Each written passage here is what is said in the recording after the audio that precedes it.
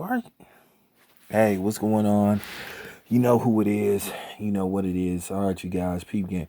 All right, man. Earlier today, Bud Crawford ran into Kell Brook, and he basically had a little stare down with Kell Brook. It was very interesting. It wasn't really much to make a big deal out of, but I thought it was cool. Basically, Bud told Kell Brook, he said, if you can make 147, he said, you got to fight. So, once again, and Bud walked up to Kell Brook.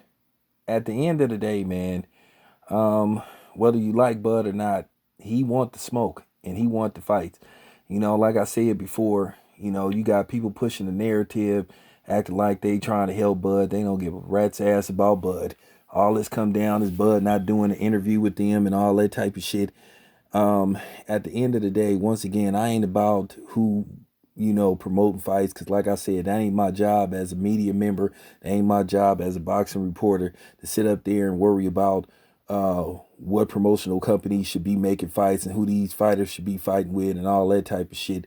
Cause like I said, that fanboy shit of promotional companies is out the door. You know what I'm saying? So I'm not, being gung ho for any promotional company. But at the end of the day, Bud proved that he out there trying to fight the best. People sit up there and make fun of his resume and say he fighting tomato cans and all this type of shit. Well, at the end of the day, I don't see too many people running where he is. All those dudes was, you know what I'm saying? All them dudes is there. And if they ain't there, they gonna be there tomorrow. If they really want to fight, tell them to go run up and say they want to fight. One thing for sure, Keith Thurman said out of his own mouth that he turned down the fight with Bud. So did Danny Garcia. Well, first Danny Garcia said it wasn't no offer. Danny said, well, he want more money. So, at the end of the day, then you had people trying to push this narrative, that he was ducking Sean Porter. And keep in mind, Sean Porter lost his last fight, you know. And if Bud was to take that fight, win that fight, then they'll say that Sean Porter is an Errol Spence leftover when he really ain't an Errol Spence leftover because he lost his first fight to Kell Brook. And actually, some people thought he lost to Diaz a while back. So, nevertheless, at the end of the day, I told you I'm done with the, plug-in promotional companies because like I said, why should I do that when I ain't getting a check from them? But I did think it was funny that Bud ran up on Kell Brook. Will there be an actual fight? Probably not. And at the end of the day, let's just keep it 100, man.